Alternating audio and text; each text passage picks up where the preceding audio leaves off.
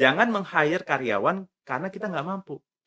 Kalau meng-hire karyawan kalau kita nggak mampu, itu sama aja tuh, tinggal tunggu aja jadi bom waktu, Dev. Mhm. Ya, nanti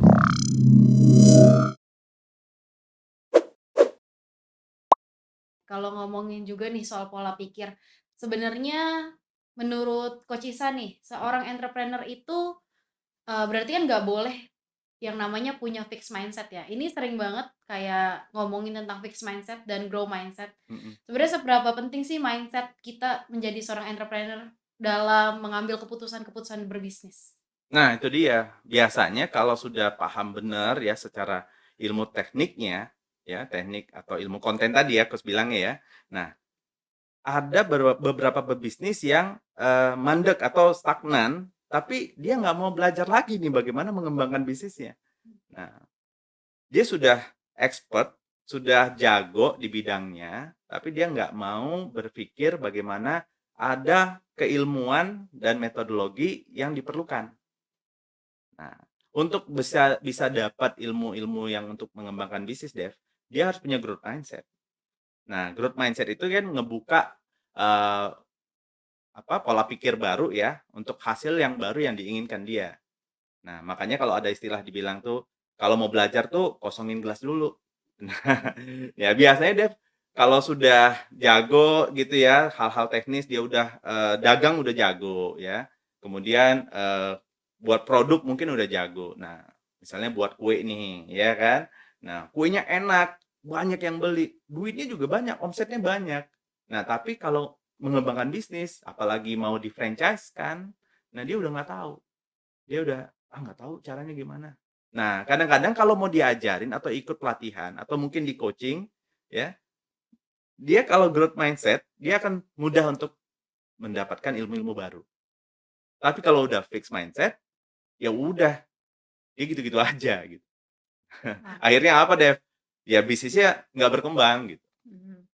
Nah, kalau misalnya dari Coach sendiri nih, tadi kan kita ngomongin seseorang ya yang Mhm punya grow mindset. mhm. Sebenarnya kalau buka bisnis tuh lebih baik kita individual aja atau kayak kita membangun bersama tim sih, Coach?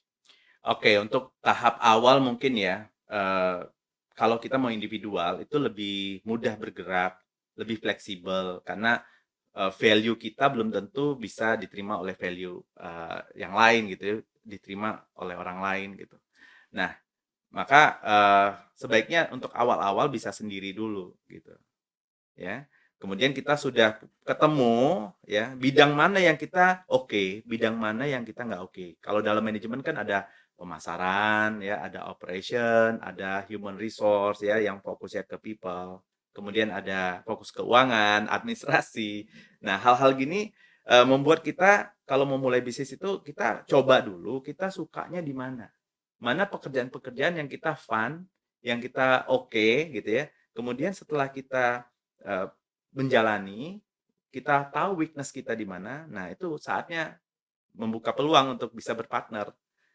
Kalau nggak mau berpartner boleh juga ya, belajar, kalau udah tahu cara atau paham cara bagaimana, manajemennya yang di bidang yang dia nggak suka misalnya ya, nah dia belajar aja, kemudian paham, kalau ada duitnya, hire, udah gampang. Jangan meng-hire karyawan karena kita nggak mampu. Kalau meng-hire karyawan kalau kita nggak mampu, itu sama aja tuh, tinggal tunggu aja jadi bom waktu, Dev. Mhm. Ya, nanti dibilang karyawannya begini, dia ikut, begitu dia ikut gitu ya owner-nya. Nah, nggak paham, jadi itu nggak boleh. Makanya business owner yang mau berkembang dia harus mastery, Dev, di bisnisnya. Dia harus paham bener, walaupun ada bidang yang dia oke, ada bidang yang dia nggak oke, tapi tetap harus bisa belajar. Ya, kalau kita kerja di perusahaan aja kita harus belajar kan. Kemudian mau naik level, posisi jabatan harus ikut training dan lain-lain sampai ke posisi misalnya direktur misalnya. Nah, itu perjalanan panjang deh. Itu pasti ada trainingnya, ada macem-macem ya.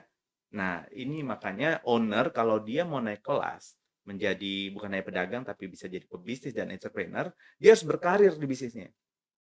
Ya nggak adil dong kalau di dalam perusahaan itu orang mau berkarir tuh harus melewati banyak fase, berjuang, ada ujiannya ya. Sementara kalau di jalur pelaku usaha sebenarnya ada aja ujiannya, Dev. Cuma kalau kita mau belajar metodologi, bagaimana membangun bisnis, bagaimana kita punya value, people, proses bisnis kita, nah kita akan mastery. Kita akan tahu deh yang mana yang kita oke, mana yang nggak oke tadi. Nah, disitulah baru kita hire ya karyawan, gitu.